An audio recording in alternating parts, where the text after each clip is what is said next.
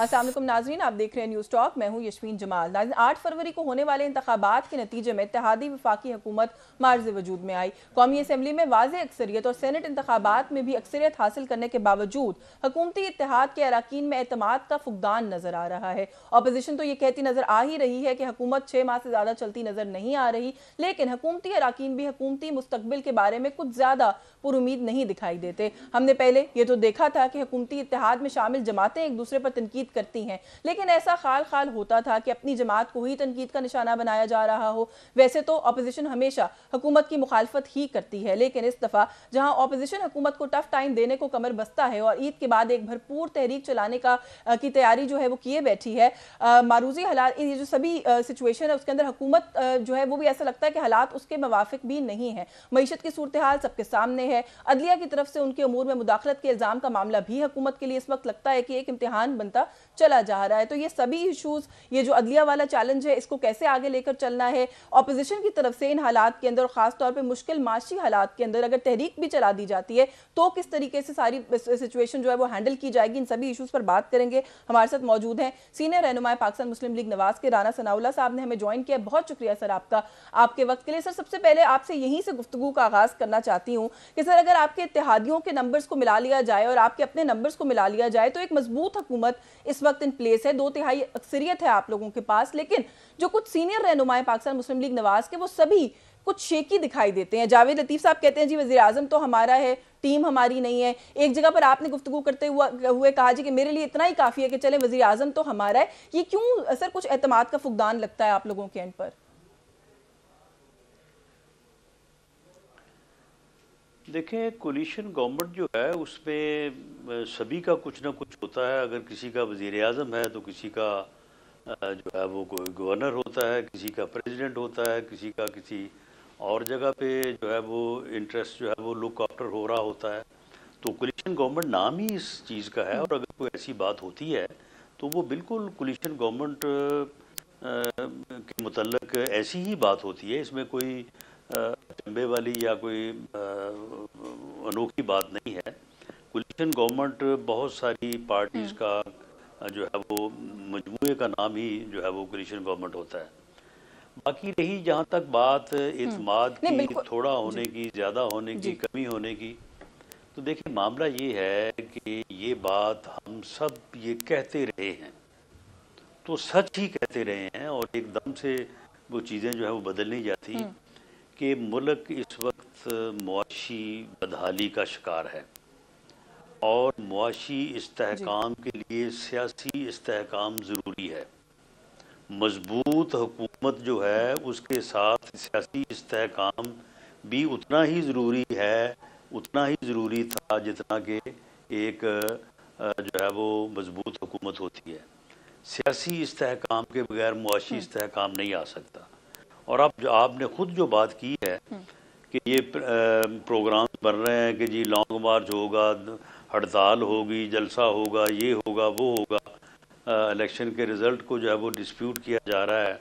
Dispute होना चाहिए, करना चाहिए, हर किसी का हक है, लेकिन उसके फोरम्स हैं, ट्रिब्यूनल्स हैं, अदलिया है। लेकिन अगर उसको सड़क के ऊपर डिस्प्यूट किया जाएगा तो फिर सियासी इस्तेहकाम तो नहीं हो सकेगा, और अगर सियासी इस्तेहकाम नहीं होगा तो फिर मुआशी इस्तेहकाम की तरफ बढ़ना जो है वो मुश्किल होगा। तो इसका इजहार जो है वो मेरा ख्याल है कि सर, लेकिन ये सारा कुछ तो जमहूरियत का हिस्सा नहीं होता। जी सर, ये सब कुछ जमहूरियत का हिस्सा नहीं होता। लॉन्ग मार्च की बात करें, सड़कों पर निकलने की, एहतजाज की बात करें, तो सर वो तो आपकी जमात के कायदीन भी करते रहे, पीपल्स पार्टी की जमात के कायदीन जो है वो भी करते रहे। तो ये सारा कुछ तो साथ साथ चलता है। इस दफा शिकायत कुछ मुख्तलिफ नौयत की भी हम देख रहे हैं कि सामने आ रही है। कोई कहता है मुझे धमकी मिल रही है, और कोई आम कोई नहीं है, वजीर दिफा है मुल्क के, जो कहते हैं जी मुझे धमकियां मिलती हैं। जावेद लतीफ साहब कहते हैं मैं अपना हल्का खोलने की बात करता हूं तो मुझे धमकी आमेज फोन आते हैं कि NA 130 खोल देंगे। हो क्या रहा है सर, थोड़ा सा कुछ अगर इनसाइट हमें भी दें। नहीं, देखें, ये इससे पहले होता रहा है, लेकिन ऐसे नहीं होता। हमने तो 2018 के इलेक्शन के बाद हमें भी बड़ी रिजर्वेशन थी कि हमारे साथ धांधली हुई है, हमारे साथ ज्यादती हुई है, लेकिन on the floor of the house हमारे उस वक्त के कायदे इस बेख्तलाफ मियाँ शहबाज शरीफ साहब, जो PMLN के प्रेसिडेंट भी हैं, उन्होंने on the floor of the house कहा था कि जी इमरान खान साहब आप अब आ गए हैं, अब आप वज़ीर आज़म हैं, तो आए बैठें, बैठ के चार्टर ऑफ इकॉनमी करें, मुल्क को हमने बेहतरी की तरफ और इकनॉमिक इस्तेहकाम की तरफ लेके जाना है। तो आगे से उन्होंने गालियाँ निकालनी शुरू कर दी।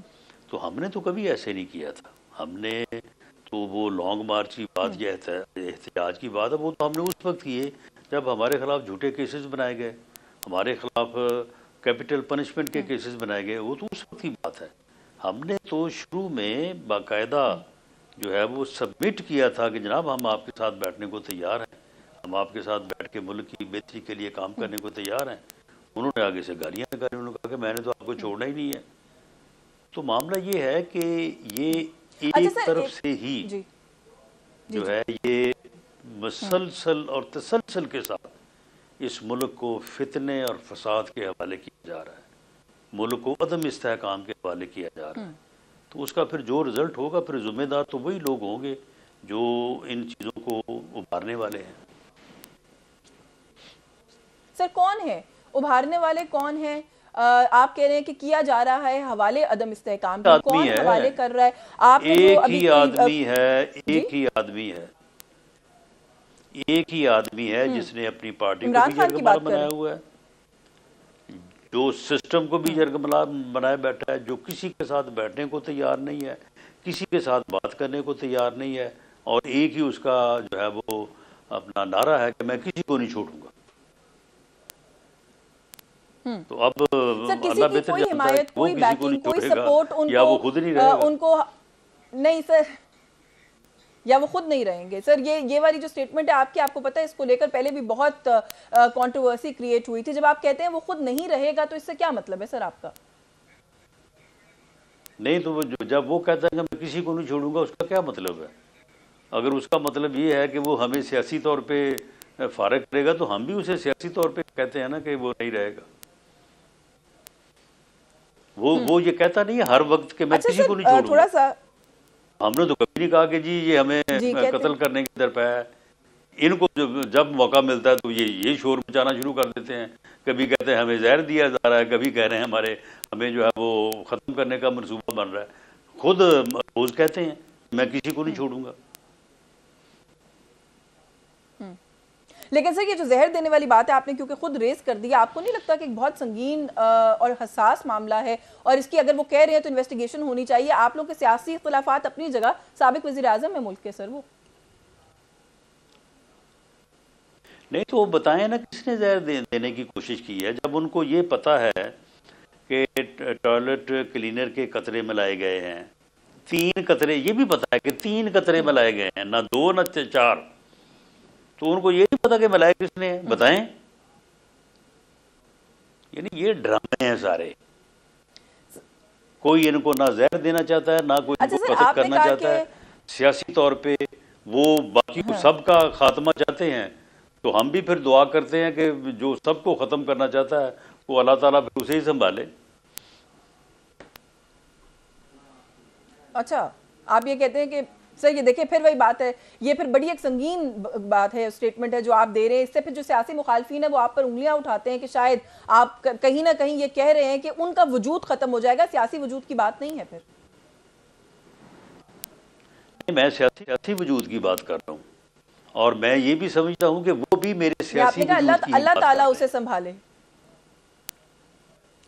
हाँ, तो अल्लाह ताला उसके सियासी वजूद को जो है वो मार्जिनलाइज करे, ताकि वो इस मुल्क के लिए वो करने का फसाद का बायस बना हुआ है, कोई इस मुल्क को रिलीफ मिले। अच्छा सर, माजरत के साथ ये लफ्ज इस्तेमाल करूंगी, लेकिन अगर आप बात कर अगर वो कहे, अगर नहीं सुन लें अगर वो कहे कि मैं किसी को नहीं छोड़ूंगा, तो उसका मतलब है सियासी। और अगर हम आगे से जवाब दे दें तो हमारा मकसद जो है वो और हो जाता है। ये खुला तजाद तो नहीं होना चाहिए। नहीं बिल्कुल ठीक है सर, आपकी वजाहत आ गई, आपने जो बात की है वो बिल्कुल। देखें हमें इमरान खान की सियासत से इख्तलाफ है, अगर वो अपनी सियासत को जो है वो इस मुल्क के आइन कानून और जमहूरी तर्ज अमल के साथ ले आए तो फिर उसके साथ हमारा क्या इख्तलाफ रह जाता है। हम सुबह सियासत से अलहदा हो जाए या वो सुबह अलहदा हो जाए तो हमारी आपस में जान पहचान ही कोई नहीं है। अच्छा सर, मैं थोड़ा सा जो सवाल करना चाह रही हूँ अगर उसकी तरफ चली जाऊँ, आप जो गुफ्तगू कर रहे हैं सर, ये थोड़ा सा फिर एक सिंपलिस्टिक व्यू नहीं है आपके ख्याल में माजरत के साथ? क्योंकि आप ये कह रहे हैं कि वो एक शख्स जो इस वक्त जेल में बैठा है वो इस कदर बाइख्तियार पहले भी था, वो आज भी इस कदर बाइख्तियार है कि इस मुल्क में जो फसाद है पहले भी वो करवा रहा था, आज भी वो करवा रहा है। आपने कहा हमें हथकड़ियाँ लगी, हमें जेलों में डाला गया। सर इमरान खान ने डाला था, जावेद लतीफ़ साहब तो कहते हैं मुझे तो जनरल फैज़ ने और जनरल बाजवा ने अरेस्ट करवाया था, बाकी लोगों को इमरान खान ने करवाया था। सर भरत जी, हर आदमी का अपना एक्सपीरियंस है। मुझे तो इमरान खान ने मेरे ख़िलाफ़ कैपिटल पनिशमेंट का, जिसमें मुझे सज़ाए मौत हो सकती थी, वो मुकदमा इमरान खान ने बनवाया था। उसमें बाकायदा मेरे पास एविडेंस मौजूद है कि उस केस के पीछे इमरान खान खुद ज़ाती तौर पे था।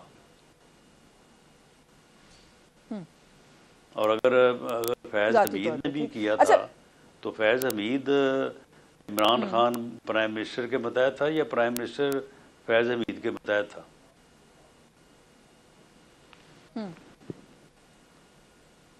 सर वैसे जो बातें आप लोग भी करते हैं, जो बातें पीटीआई के दोस्त भी करते हैं, जो बातें और शिकवे और गिले पहुंचते हैं मीडिया के थ्रू हम लोगों तक भी, सर उससे आप बता दें कि जब आप लोग इक़्तिदार में होते हैं कौन किसके मातहत होता है? क्योंकि इक़्तिदार जाने के बाद हम ये देखते हैं कि उंगलियां सारी इस्टेब्लिशमेंट की तरफ ही उठती हैं। नवाज शरीफ साहब भी जब उनको वज़ीर आज़म के ओहदे से अलहदा होना पड़ा तो उन्होंने भी 3-4 दिन 5 दिन के बाद जो है वो जनरल बाजवा का नाम ही लेना शुरू कर दिया था। उन्होंने किसी सियासी मुखालिफ का नाम नहीं लिया, किसी जज का और कोर्ट का नाम नहीं लिया। वो कहते हैं जी इन्होंने किया जो किया है।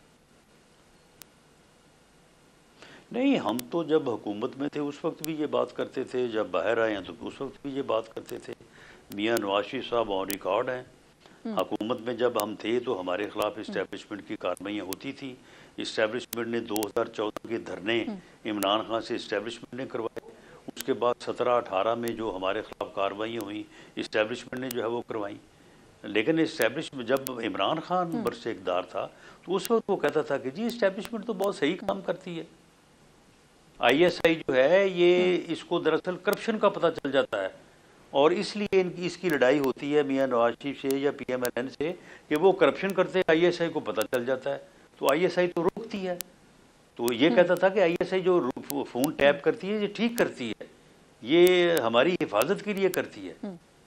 उस वक्त तो ये कहता था ये कि ये सारा कुछ इस्टेब्लिशमेंट जो करती है बिल्कुल ठीक करती है। तो अब ये जो है वो और बात करने लगा। दरअसल जब ये प्रोजेक्ट जो है इमरान खान का ये कामयाब हो गया, इसे वज़ीर आज़म बना दिया, तो उसके बाद आया तो ये जमहूरी तरीके से, लेकिन आके इसने इस्टेब्लिशमेंट को कहा कि मेरा साथ दे, मैं अपोजिशन को ख़त्म करना चाहता हूँ, वैसे ही सफाया करना चाहता हूँ इनका। उसके ऊपर इस्टेब्लिशमेंट ने इसका साथ नहीं दिया तो फिर इसने उनको गालियाँ निकालनी शुरू कर दी कि ये चौकीदार जो है ये मिल गया है, ये मीर जाफर हो गया है। तो बात तो वहां से बिगड़ी है ना, यानी ये एस्टेब्लिशमेंट की मदद से अपने सियासी मुखालफीन का सफाया करना चाहता था। ऑन रिकॉर्ड है ये बंदा। ये जब गया था चाइना तो वापस था, किसने क्या कहा था जी जी कि वहां का बड़ा अच्छा कानून है, अगर मेरे पास इख्तियारात हों तो मैं 500 आदमियों को जो है ना वो एक ही जो है वो हल्ले में फारग करना चाहता हूँ। जी बिल्कुल ठीक है राना साहब, मुझे एक ब्रेक लेने का कहा जा रहा है, ब्रेक से वापस आते हैं तो यहीं से गुफ्तगू का आगाज करेंगे। व्यूअर्स हमारे साथ रहिए। जी वेलकम बैक नाजरीन। सर अभी जब हम इल्ज़ाम की बात करते हैं ना, आपने कहा वो इस्टेब्लिशमेंट पे फिर इल्ज़ाम लगाने पर आ गए, अब वो ये इल्ज़ाम भी लगा रहे हैं कि आज की इस्टेब्लिशमेंट आप लोगों के साथ मिली हुई है और अब जो कुछ उनके साथ हो रहा है, उन्हें कॉर्नर करने की, उनकी जमात के हिस्से बखरे कर दिए गए, वो सारा कुछ अब आप लोगों का गठजोड़ है जिसकी वजह से हुआ है। नहीं, वो ये इल्ज़ाम हमारे ऊपर गलत लगा रहे हैं। हुआ ये है कि उनकी अपनी इस्टेब्लिशमेंट से लड़ाई हो गई। ये 9 मई जो किया है, 9 मई हमने कहा था उसे करो, हमने कहा था कि इस्टेब्लिशमेंट के ऊपर हमला कर दो, उनके घरों को आग लगा दो। हमारे कहने के ऊपर उन्होंने जीएचक्यू के ऊपर हमला किया था। हमने उनको कहा था कि तुम जो है वो उनके जो शुहदा है उनकी यादगारों के ऊपर जूते मारो, डंडे बरसाओ। ये तो फिर वो बराह रास्त उसका तसादम हो गया ना, उन्होंने उसके खिलाफ मुकदमे दर्ज कर दिए, प्रोसिक्यूशन शुरू हो गई, पकड़ दकड़ शुरू हो गई, तो इसका इल्जाम वो हमारे ऊपर लगा रहा है। ठीक है, 9 मई ठीक है, तो हमने आप कह नहीं रहे किया, हैं कि 9 इस मई सारे में उसने आपका किया। कोई रोल नहीं है सर? नहीं, 9 मई में भी हमारा कोई रोल नहीं है, और ठीक है, जब 9 मई हो गया तो उसके बाद फिर ये मुकदमे तो दर्ज होने थे ना, फिर ये प्रोसिक्यूशन होनी थी। तो बेसिकली आप ये बल्कि कह मैं रहे हैं तो कि ज़ाती आज तौर का पर आज समझता जो हूँ कि ये कुछ हो रहा है प्रोसिक्यूशन उसके सही अंदर नहीं आप हुई, लोगों का कोई प्रोसिक्यूशन सही होती तो ये सारे इलेक्शन से बाहर होते। अच्छा, तो सर ये अभी भी वैसे इलेक्शन में कहाँ थे? वो तो कहते हैं हमारा हमारा तो कुछ छोड़ा ही नहीं, हमें ना इलेक्शन कंटेस्ट करने दिया, ना हमें पार्टी का कोई निशान मिला, ना पार्टी का कोई नाम था हमारे पास, हमारे साथ जो कुछ हुआ वो कहते हैं वो तो इस मुल्क की तारीख में कभी किसी के साथ नहीं हुआ। मैंने सारा कुछ इनके पास था, निशान भी इनके पास था, इलेक्शन भी इनको लड़ने दिया गया, सारा कुछ इन्होंने किया है। ऐसे ही इलेक्ट होके बैठे हैं। कैसे जब वो इलेक्ट होके बैठे हैं तो कैसे उस सर, वक्त उनके कहते हैं पास कि जी कहाँ हम था इलेक्ट हो निशान? गए हैं, फिर ये कहते हैं कि जी हमारे पास कुछ भी नहीं था। हम्म हम्म ठीक है। अच्छा सर, थोड़ा सा क्योंकि जो अभी हम इस वक्त बात कर रहे हैं, गुफ्तगू कर रहे हैं, इस्टेब्लिशमेंट के रोल की भी बात होती है, बीच में कहीं ना कहीं आने जाने की भी बात होती है। आपने वैसे भी अपनी गुफ्तगू में पहले भी कहा कि कोलिशन हुकूमत जो होती है उसमें मुख्तलिफ जमातें होती हैं, कोई लोग कहीं के होते हैं, कोई कहीं के होते हैं। आप भी, जावेद लतीफ़ साहब भी मुसलसल ये गुफ्तगू कर रहे हैं कहीं ना कहीं, जिससे ये इंडिकेशन मिलती है कि आप लोगों को बड़े अच्छे तरीके से पता है कि इस काबीना के अंदर भी कोई लोग हैं जो किसी सियासी जमात के नहीं है, वो कहीं और के हैं। बल्कि आपने तो टू एन एक्सटेंट ये कहा कि मोहसिन नकवी और इस तरह की एक दो अपॉइंटमेंट्स इसलिए अच्छी हैं कि हमारी अपनी सियासी बका के लिए ज़रूरी थी। सर क्या ऐसी मजबूरी है, कहाँ से आए हैं वो लोग, और क्यों आप लोगों को लगता है कि आपकी बका के लिए अच्छे फैसले थे ये? देखें, कोलिशन गवर्नमेंट जो है ना, वो इसीलिए तो कहते हैं ना कि कोलिशन गवर्नमेंट जो है वो उसको चलाना जो है वो कोई आसान नहीं होता। कोलिशन गवर्नमेंट्स में जो है वो मुख्तलिफ प्रेशर्स होते हैं, बड़ी लंबी चौड़ी लिमिटेशंस होती हैं, दबाव होते हैं, तो उसमें फिर जो है वो ऐसे लोग भी जो है वो किसी न किसी कॉर्नर से आ जाते हैं। तो ये तो कोलिशन गवर्नमेंट सर की किस कॉर्नर मजबूरी से? है। इतने बाइख्तियार तो कौन से कॉर्नर्स हैं? देखें, वो बाख्तियार कॉर्नर्स का सभी को पता है। अब इसमें कोई ज़रूरी तो नहीं है ना कि आप जो है वो किसी को नामजद करें, लेकिन बहरहाल ये असर हाज़िर के तकाजे जो हैं इनको पूरा करना पड़ता है, क्योंकि कोलिशन गवर्नमेंट को कायम रखना और चलाना जो है ये कोई इतना आसान काम नहीं होता। सर लेकिन फिर एक सवाल अगर आप इजाज़त दें, ऐसी क्या मजबूरी है कि इस तरह का इक़्तिदार हर सूरत लेना है जहाँ पे असर हाजिर के ऐसे तकाज़ों का भी ख्याल करना है कि जो लोग कहीं किसी, आप कह रहे हैं कॉर्नर्स कौन से हैं, सबको पता है कि कॉर्नर से आए हुए लोगों को भी आपको अकोमोडेट करना पड़ता है, और उनके इख्तियार का आपको इस हद तक अंदाज़ा है कि आपने अपनी गुफ्तगू में 2-3 जगह पर यह कहा कि मोहसिन नकवी साहब जो है चाहते तो वज़ीर आज़म भी हो सकते थे, चाहते तो वज़ीर आला पंजाब भी हो सकते थे। इतने बाइख्तियार लोग आप लोगों के सर्कल्स में आए हैं, लाए गए हैं, लेकिन इक़्तिदार सर आप लोगों ने फिर भी करना है, क्यों? नहीं, वज़ीर आला तो वो रहे हैं, 13 महीने रहे हैं, इसमें कोई अपना नया बनने वाली बात तो नहीं है, और वो भी सभी को पता है कि वो रहे हैं।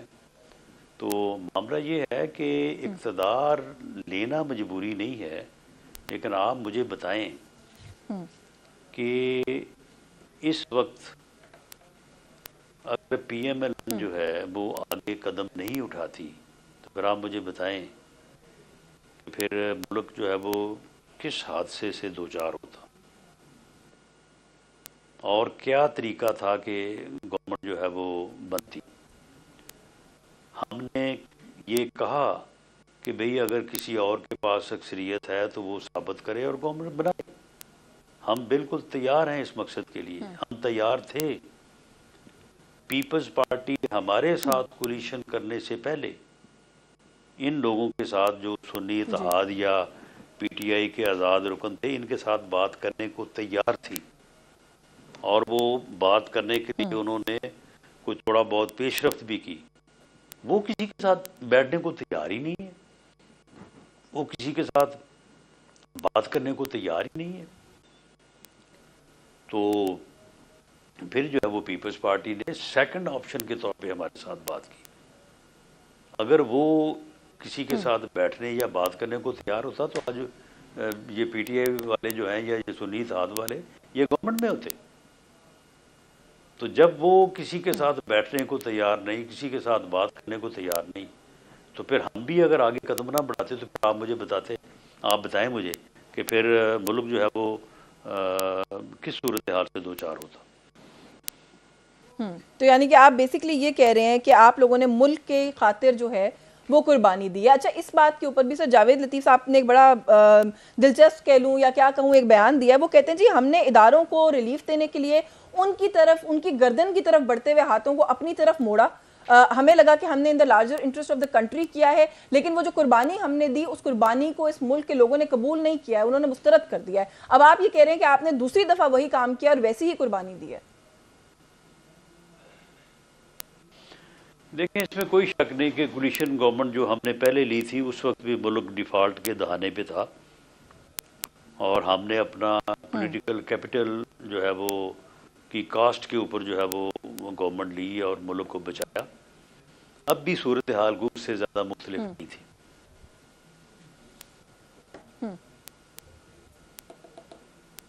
तब भी सूरत हाल आप कह रहे हैं इससे ज़्यादा मुख्तलिफ नहीं थी, ऐसी ही थी, आपने इसी तरह की। अच्छा सर थोड़ा सा इस मुल्क में जो मुक़्तदर हल्के हैं उनको लेकर अगर मुझे आप आज वजाहत कर दें कि पाकिस्तान मुस्लिम लीग नवाज का बयानिया क्या है। आप लोग समझते हैं कि वो आप लोगों की पुश्त पर हैं, आप लोग समझते हैं वो न्यूट्रल हैं, आप लोग समझते हैं वो आपके खिलाफ हैं, या आप लोग समझते हैं कि वो अभी भी इमरान खान साहब की हमदर्दी कर रहे हैं और उनके साथ है? क्योंकि जावेद लतीफ़ साहब ने कहा कि ये सारा कुछ जो इमरान खान को कॉर्नर करने की कोशिश की जा रही है ये ऑप्टिक्स हैं, ये असल में उसको हमदर्दी खरीद के दी जा रही है।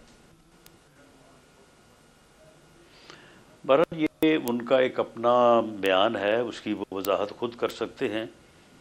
मेरा ये ख्याल है कि मुक़्तदर हल्कों से मुराद अगर अपना इस्टेब्लिशमेंट है या फ़ौज है तो फ़ौज हुकूमत का एक मुतहद अदारा है, वो हुकूमत के साथ होता है, उसे होना चाहिए। और मेरा तो ये मानना है कि वो हुकूमत के साथ है, आईनी तौर पे ये उनकी जिम्मेदारी है। हुकूमत के साथ है। जी जी बिल्कुल, हुकूमत का एक मुतहद अदारा। सर हुकूमत के साथ है तो आप लोगों को क्यों लगता है कि आप लोग शायद कहीं जेल वेल भी जा सकते हैं और जल्दी जा सकते हैं? ये पाकिस्तान है, पाकिस्तान में को पता चलता है यहाँ पे। इमरान खान को पता था नहीं सर, लेकिन कोई देखे ना, आज से 2 साल पहले। सर इमरान खान साहब का प्रैक्टिकल पॉलिटिक्स का तजर्बा और राना सनाउल्लाह का प्रैक्टिकल पॉलिटिक्स का तजर्बा बड़ा फर्क है बहुत इसमें। आपको अगर नजर आ रहा है तो कोई बैकग्राउंड होगा, आपने ऐसे नहीं कहा। नहीं देखें, मैं तो वो बात हुई थी कि जी जेल में उसे जो सहूलतें, आप उसके ऊपर एतराज़ इसलिए नहीं कर रहे कि आप समझते हैं कि कल को अगर आप जाएं तो आपको भी ये सहूलतें मिलें। तो मैंने कहा कि बिल्कुल ठीक है, पाकिस्तान में कोई पता नहीं चलता कि किसके अंदर जाने और बाहर आने का जो है वो टाइम क्या है। तो क्योंकि अनसर्टेनिटी है ना, गैर यकीनी सूरत हाल है, तो इसलिए बिल्कुल वो कहते हैं ना कि hope for the best but prepare for the worst. तो तैयारी आपको मुश्किल तरीन हालात की भी रखनी चाहिए, उम्मीद करनी चाहिए कि हालात अल्लाह ताला बेहतर रखेगा। यानी आप इस मुल्क की सियासत के पैटर्न को देख के तो ये वैसे ही तैयारी किए हुए हैं, कोई इसके अंदर और कोई बैकग्राउंड नहीं है। अच्छा सर थोड़ा सा मैंने ये अभी पहले भी हवाला दिया है जो ख्वाजा आसिफ साहब की स्टेटमेंट है, जो वो कहते हैं जी कि मैंने साबिका जो वो है लीडरशिप एस्टैब्लिशमेंट की, उसके बारे में बात की और मुझे धमकियां मिली। फिर जावेद लतीफ़ साहब वाला मामला भी है, 1-2 आवाज़ें ऐसी और भी उठ रही हैं। आपको नहीं लगता कि आप लोगों को इन चीज़ों को इन्वेस्टिगेट करना चाहिए और देखना चाहिए कि कौन इस मुल्क के वज़ीर दिफा को धमका रहा है? देखें, मेरा ख्याल है कि वज़ीर दिफा को खुद मालूम होगा कि उनको किसने धमकी अमेज़ का फ़ोन कॉल की है या कोई अदरवाइज बात पहुंचाई है। लेकिन अगर वो इस सिलसिले में इन्वेस्टिगेट करना चाहें तो बिल्कुल वो करवा सकते हैं इन्वेस्टिगेशन। जी बिल्कुल ठीक है राना साहब, मुझे एक ब्रेक लेने का कहा जा रहा है, ब्रेक से वापस आते हैं तो यहीं से गुफ्तगू का आगाज़ करेंगे। व्यूअर्स हमारे साथ जी, वेलकम बैक नाजरीन। अच्छा सर थोड़ा सा ये ज़रूर मुझे कह दें कि नवाज शरीफ साहब ने खुद अपनी मर्जी से वजारत उज़्मा नहीं संभाली। नवाज शरीफ साहब जो है वो क्यों इस कदर खामोश हैं कि हमें वो कहीं सुनने को नहीं मिलते, कहीं देखने को। हाँ, आप जैसे सीनियर लीडर जरूर आके कहते हैं कि वो हुकूमत को सारा गाइड कर रहे हैं, सब कुछ कर रहे हैं, लेकिन उनकी प्रेजेंस बिल्कुल भी नहीं है कहीं सर। देखें, मियां नवाज शरीफ ने 21 अक्टूबर को जो स्पीच की थी और जिस रिजॉल्व और जिस कमिटमेंट के साथ हम इलेक्शन में उतरे थे, उसके मुताबिक मियां नवाज शरीफ साहब ने वाज़े किया था कि अगर सिंपल मेजॉरिटी मैंडेट अवाम देंगे तो वो इंशाअल्लाह ताला मुल्क को इस दलदल से निकालने की भरपूर कोशिश करेंगे, बल्कि ये वादा था कि निकालेंगे। और टाइम की भी बात की थी कि ये कम से कम 2 साल लगेंगे और सबको सर जोड़ना पड़ेगा, सबको साथ लेके चलना पड़ेगा। लेकिन अवाम ने ये फैसला नहीं दिया, अवाम ने सेपरेट मैंडेट दिया। तो उसके मुताबिक जिस तरह से मैंने पहले अर्ज़ किया कि ये फिर एक कोलिशन गवर्नमेंट जो है वो बन गई। तो अब मियां नवाज शरीफ साहब क्योंकि उनकी पार्टी की गवर्नमेंट है, लेकिन वो खुद क्योंकि बराह रास्त गवर्नमेंट में नहीं है, तो इसलिए जो बयान वज़ीर आज़म ने देना है या गवर्नमेंट ने देना है, तो वो बयान उनको तो नहीं देना चाहिए। उससे खाम जो है वो अबहम और जो है वो फिर कॉम्प्लिकेशंस पैदा होती हैं। तो मेरा ख्याल नहीं नहीं सर, हुकूमती कैपेसिटी की स्टेटमेंट या पॉलिसी स्टेटमेंट की मैं बात नहीं कर रही थी, एक जनरल प्रेजेंस की मैं बात कर रही थी। बट ठीक है, आई टेक योर पॉइंट। थोड़ा सा इस पे जरूर कहिएगा कि ये जो इस्लामाबाद हाई कोर्ट के जजेस के खत वाला मामला है, 2023 के कुछ वाकयात हैं जो उस खत के अंदर बेसिकली कोट किए गए हैं, खासे हसास और खासे संगीन इल्जामात हैं जो उनकी तरफ से आयद किए गए हैं। एक तो सर ये जरूर कहिएगा, आपकी मौजूदगी, आप उस वक्त वजीर दाखिला थे पाकिस्तान के, सर आप तक कोई ऐसी इंफॉर्मेशन, कोई ऐसी इंटेलिजेंस रिपोर्ट कुछ नहीं पहुंचा सर? आपको कोई प्रिवी थे कि ऐसा कुछ हो रहा है? जी नहीं, बिल्कुल किसी ने उस वक्त ये आवाज़ नहीं उठाई। और ये आवाज़ उठाने का एक तरीक़ाकार आइन और कानून में दर्ज है। जज साहब को चाहिए था कि ये फौरी तौर पे नोटिस करते और कंटेम्प्ट का नोटिस भले गवर्नमेंट को भेजते, हमें बुला लेते कि जी ये हुआ है, आए आके जवाब दें। उसका ये तरीक़ाकार था, लेकिन ऐसा कोई तरीक़ाकार इख्तियार नहीं किया गया। वो कहते हैं प्रेशर बहुत था, खौफ भी होता है। वो नहीं, वो जिसका प्रेशर था उसी को तो नोटिस जारी करना था। तो यही तो बात है ना सर कि फिर वक्त के ऊपर तो कोई नहीं ना बोलता। ये बाद में सारी जो बातें हैं वो याद आती हैं। लेकिन सर जो इस वक्त की सिचुएशन है, थोड़ा सा उस पर भी कि अदलिया में कुछ जैसे सुप्रीम कोर्ट की अगर मैं बात कर लूँ, पाकिस्तान तहरीक इंसाफ बहुत आजकल आड़े हाथों ले रही है सुप्रीम कोर्ट को भी, इस्लामाबाद हाई कोर्ट के चीफ जस्टिस को बिलखुसूस बहुत आड़े हाथों ले रही है। उसके ऊपर सर आपकी जमात की तरफ से बहुत तनकीद आती है। आप लोग कहते हैं जी सियासी लड़ाइयाँ सियासतदानों के साथ और सियासी जमातों से लड़ें, इदारों से ना लड़ें। माजी में जब आप लोग ज़ेर एताब थे सर, आप लोग भी तो इदारों से ही लड़ाई लड़ते थे, तो आज उनको क्यों मना करते हैं? नहीं, उस वक्त अदारे खुद मुलव्वस थे। Saqib Nisar as chief justice, Anwar Kasi साहब as chief justice Islamabad high court. वो जो केस है उसका जस्टिस रिटायर्ड शौकत सिद्दीकी साहब वाला, उसमें शौकत सिद्दीकी साहब ऑन रिकॉर्ड मौजूद हैं कि ये दोनों चीफ जस्टिस साहबान मिले हुए थे। तो फिर सिर्फ इस्टेब्लिशमेंट या जनरल फैज़ हमीद साहब को ही कसूरवार ना ठहराएं, ये भी तो साथ ही थे ना। तो ये चोर और चौकीदार जब मिलते हैं तो फिर ही जाके काम खराब होता है। ये कोई ये अपनी पारसाई ना दिखाए जी हम तो ठीक हैं तो बाकी सारे ख़राब हैं। ये खराबी जो है वो हर तरफ है। तो जब हर तरफ खराबी होती है तो फिर ही ऐसी सूरत हाल पैदा होती है। ठीक है सर, इस सारी सूरत हाल को आपकी इस पे सारी जाती राय क्या है? 6 जजेस का इस तरह से खत लिखना, अब खैर एक फुल वो है सुप्रीम कोर्ट में सुओ मोटो हो गया है इस मसले का, लेकिन इस बीच में सर अदलिया के मुख्तलिफ जजेस को धमकी आमेज खतूत मौसूल हो रहे हैं। ये जो सारा सिनेरियो बना हुआ है इस वक्त जुडिशरी में, इसको कैसे देखते हैं? देखिए ये चलो किसी ने बात, शौकत सिद्दीकी साहब ने बात की, बड़ी जुर्रत का मुजाहरा किया, वोकल हुए, उन्होंने कहा कि मैं शहादत देने को तैयार हूँ, ये कुछ हो रहा है। उनके साथ ज़्यादती हुई, उनको बजाय उनकी बात सुनी जाती उनको जो है वो निकाल बाहर किया। 6 जजेस ने आवाज़ उठाई है, ठीक किया है, कोई गलत नहीं किया, मुनासिब बात है। चीफ जस्टिस साहब ने नोटिस लिया, ये भी दुरुस्त है। लेकिन इन चीज़ों से इस सूरत हाल में इस चीज़ की अहमियत का तयन तो हो जाएगा, लेकिन अगर आप इससे कोई नेट रिज़ल्ट निकालना चाहें वो नहीं निकलेगा। नेट रिज़ल्ट इसका यही है कि तमाम